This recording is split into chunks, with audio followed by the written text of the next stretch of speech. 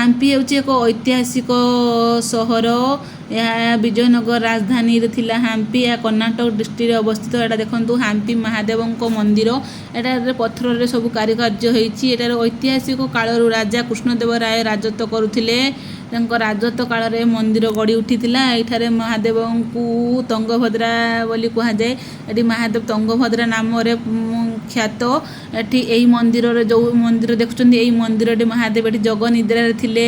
ସତୀଙ୍କ ଦେହ ତ୍ୟାଗ ପରେ ମହାଦେବ ଯୋଗ ନିଦ୍ରାରେ ଥିଲେ। ତାଙ୍କୁ କାମଦେବ ତାଙ୍କ ଯୋଗ ନିଦ୍ରା ଭଙ୍ଗ କରିବା ପାଇଁ ଚେଷ୍ଟା କରିଥିଲେ। ମହାଦେବ ତାଙ୍କ ଚେଷ୍ଟାରେ କ୍ରୋଧ ହୋଇ ତାଙ୍କୁ ତୃତୀୟ ନୟନରୁ ଅଗ୍ନିରେ ଭସ୍ମ କରିଥିଲେ। ଏଇଟା ହେଉଛି ସେଇ ଜାଗା ହାମ୍ପି। ଏଠି ମହାଦେବ ହାମ୍ପି ସହର ଯୁଦ୍ଧରେ ପଥର ଖଣ୍ଡ ଶିଳାଖଣ୍ଡରେ ପରିଣତ ହୋଇଗଲେ ବି ମହାଦେବଙ୍କ ମନ୍ଦିର ଏବେ ବି ପୁରା ସୁରକ୍ଷିତ ଅଛି। ସୁରକ୍ଷିତ ଭାବରେ ମହାଦେବ ଏଠି ଡେଲି ପୂଜା ପାଉଛନ୍ତି।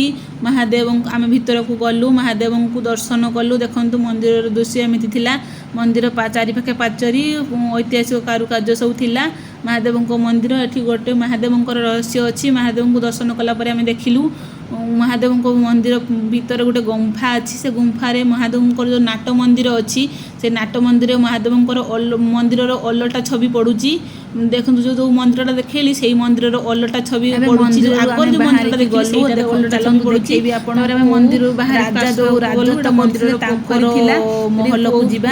ଆମେ ସଫାରିରେ ଗଲୁ। ଦେଖନ୍ତୁ ସବୁ ମନ୍ଦିରରେ ବହୁତ ସାରା କଇଁସ ବି ଥିଲେ। ତାପରେ ଆଗକୁ ଶିଳାରେ ଦେଖେଇବି ମନ୍ଦିରର ଦୃଶ୍ୟ ସବୁ ପଥର ଶିଳାରେ ପରିଣତ ହୋଇଯାଇଛି। ଚାରିପାର୍ଶ୍ୱରେ ପାହାଡ଼ ଦେଖୁଛନ୍ତି, ଏଠି ହନୁମାନଙ୍କର ଜନ୍ମସ୍ଥାନ ଆପଣଙ୍କୁ ଦେଖେଇବି। ପାହାଡ଼ ଉପରେ ଦେଖଉଛି, ଦେଖନ୍ତୁ ଯେଉଁ ହନୁମାନ ଜନ୍ମସ୍ଥାନ କିଷ୍କିନ୍ଧା ଏଇଠାରେ ହିଁ ହାମ୍ପିରେ ହେଇଥିଲା।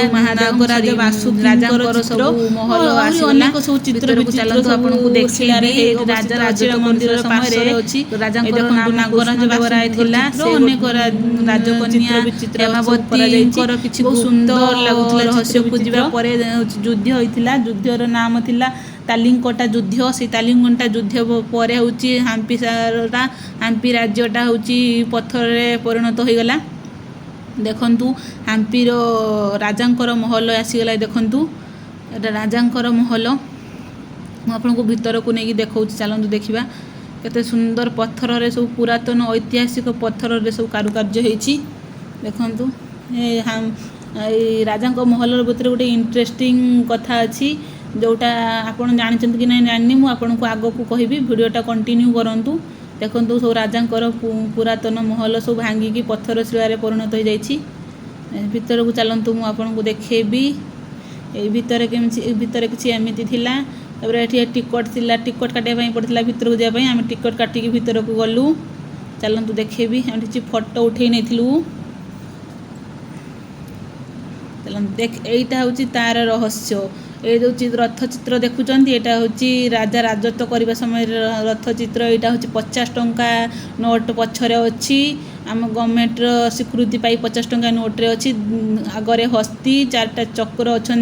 ए रथरे सबू पार्ट खुली हम। एबे भी रथरे से रथरे शब्द कले गीत गुणुगुण हुए। हाम्पीर बहुत जगार भी माने सब राजा राजमहल भी किसी स्तंभ अच्छा, शब्द कले गुणुगुण गीत शब्द रही जो